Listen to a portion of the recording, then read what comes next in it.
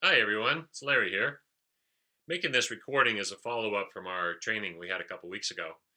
So, I've got a couple of intentions. One of them is to just summarize the key ideas we talked about in our time together, to remind you to think about the one or two things that you walked away with that you really want to take some time to practice and put into practice and work with.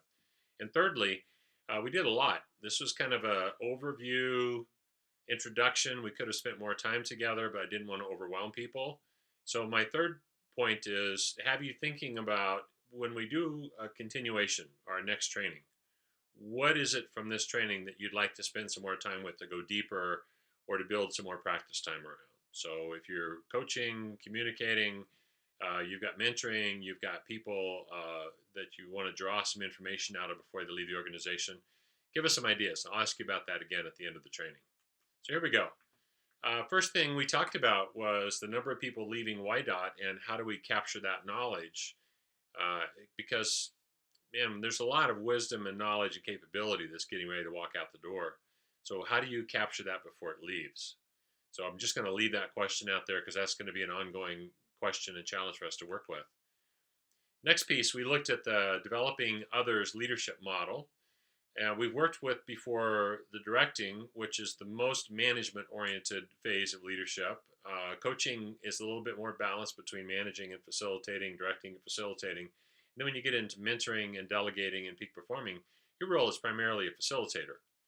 And one of my pet peeves and bias in that whole process is that as you move from managing to coaching, mentoring, you have to improve. It requires more advanced or more practice communication skills. So that's where the questions come in.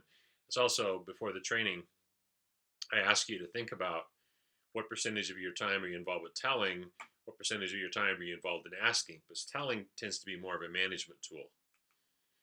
Several people commented that they liked having the different leadership roles broken down. So just to remind you that those are there, that's in your material. Directing is for people that whenever we're going through change or we have new people and they need a lot of guidance, but the more that you direct, the less people will grow. So there comes that transition time where you've got to stop doing that, move into more of the coaching, mentoring, delegating role. Again, reminder, this is something useful, and you can use it either generally for your leadership style, or you can use it specifically for each individual on your team or your crew that answers to you. A percentage of time you are spending in each role, percentage of time that would actually be ideal. So keep that in mind and be prepared to play with and work with that some. We spend a lot of time, I can bring this into a lot of trainings on where we focus because every organization, whether we're talking about YDOT or a coffee shop or somebody that's in the horseshoe business, you've got work that you have to do, but then the quality of that work really comes down to the interactions and the relationships you have. So the work itself in the left hand column is the tactical, measurable things, and those are things you manage. But the right hand column, those are the interactions, the relationship, the people skills, and so forth.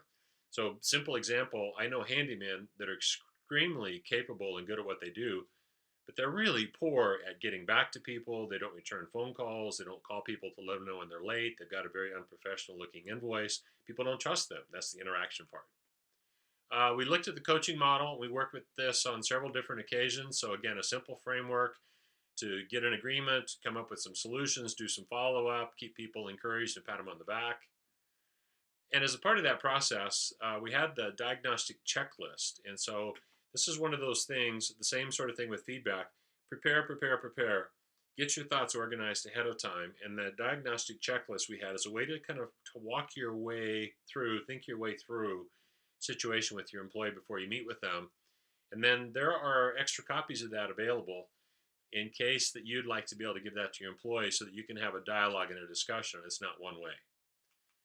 Following that, we did the coaching assessment, which is multiple categories of where you are currently in your coaching abilities. And, a couple things I ask about that were, what general insights does it give you? But also, what are the clear strengths that you have, and what are three areas of improvement that would be beneficial for you? And I just want to suggest that if you want to work with that and grow yourself, consider using the coaching model and finding a partner that you can practice your coaching skills to help each other grow in your coaching skills. Communication, this is always interesting. I think I'm in business mostly because communication continues to be such a challenge in organizations. So whether it's within YDOT, whether it's between crews, whether it's between the foreman and crews, communication continues to be a challenge. And what's always mind-boggling to me is to be reminded that only 7% of communication is words. The rest of it is body language and tonality. There's a famous quote from St. Francis of Assisi who once said, "Preach by all means available, and if necessary, even use words." So, as a part of that process, remember we did that three-part message, that coaching exercise. Take a message, add a voice tone, add a body language, and you change the voice tone, the body language, and the message completely changes. So, we played with that a little bit. And since then, this popped up in an interview I saw the other day, and I thought it was really very cool. The most powerful and most used medium for communication. Think about that. The most powerful and most used medium for communication. And that would be your face. Here's an example.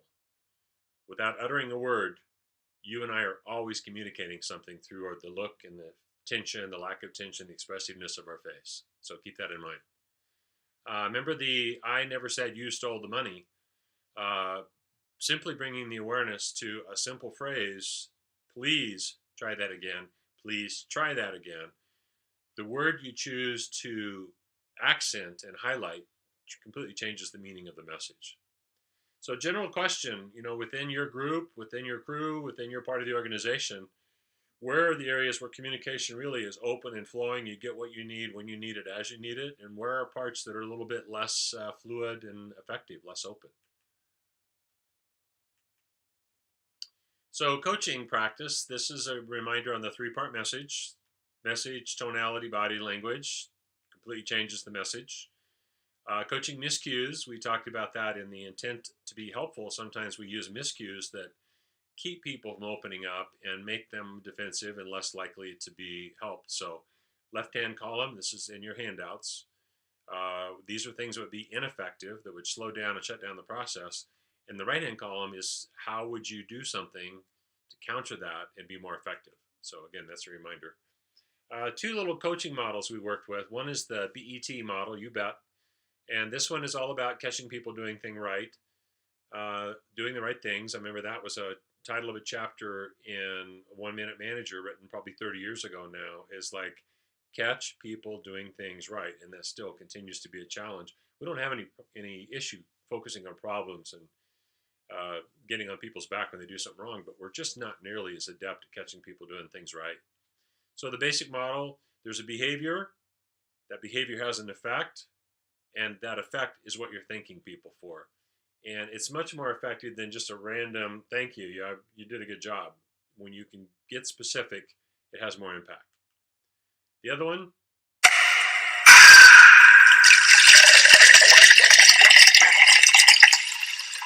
this is for when you need to correct behavior, when something's not showing up as acceptable as you'd like for it to be. So it's very similar, but there's the behavior, there's an effect. So behavior, you're late for meetings. The effect is what? The expectations, you'll be here on time. And the result, what's going to happen? What do we need to do to change this in the future? So again, two little simple models: one to pat people on the back, the other is to help people brainstorm when they can improve. The next one, the coffee model, came out of the mentoring program. And it always kind of surprises me, but it's very consistent that when I ask people to ask, "What kind of coffee do you recommend?" I don't know that, maybe one or two times, but I don't know that I've ever actually had somebody stop and say, "Look, before I make a recommendation, what works for you?" From a coaching standpoint and mentoring standpoint, remember making that comment that we're not trying to clone ourselves and make mini me's. You want to be effective for this individual, and then for this individual, and then for this individual. And that's where the effective questions come in, is to be able to ask some questions like, I don't know, what kind of coffee do you like? What's your preference? What kind of taste? Do you take it with cream? So that just that whole notion of ask before you speak, engage, listen, be receptive. Mentoring self-assessment, invite you to go back and look through that and see what highlights stood out for you from a mentoring standpoint. And then the last couple things we covered, the power of questions. This is one of those things we could probably take 3 or 4 hours and work on and build levels and come up with practice questions. And if you brought situations, if you brought opportunities for asking questions that engage people, we could take this quite a bit deeper and have you practice and work around what questions would be useful to you. So, just to summarize, first thing we did was look at why questions that were ineffective because they make people feel defensive. And then the second part is the what or the how questions that engage people and help them discover and find their own solutions, and kind of by their nature let people know that you trust them and they're competent, and you trust the knowledge that they have and their ability to fix some of their own problems. So as you think about questions, two other resources. Keith had the behavioral interview questions contact for the website from Kansas, and I've looked at that. It's really excellent. That would be useful for you. And the second one is that small handout I found on probing questions that I really like. So you have that at your disposal as well. Stay away from accusations. When we did that first tonality exercise, I never said you stole the money. I had several people tell me that was the most powerful and most negative one. So if you want to stay away from trigger words, the two that I invite you to consider: why and you. Why is enough to make a person feel defensive. So the last piece, feedback planner. And we didn't spend a lot of time on this, but I wanted to have a framework out there that would be useful for you. And a simple process: there is current behavior, specific observable behavior, not innuendo, not hearsay, not judgmental, but specific observable behavior. Like I'm raising my left hand and gesturing right now while I'm nodding my head. That's specific and observable. Second one is below that: what's the situation? When does it show up? Third one: what's the consequence or the impact? That's what you're really concerned about, is the consequence or the impact that this behavior is having on people. And then fourth, what do we do? What are the alternatives? So you have this in your handout material. And that's, again, a reference guide. This is another piece of the program that we could spend a lot of time working with next time. So last thing I want to leave you with, from all these ideas, what do you want to deepen? What would you like more practice with?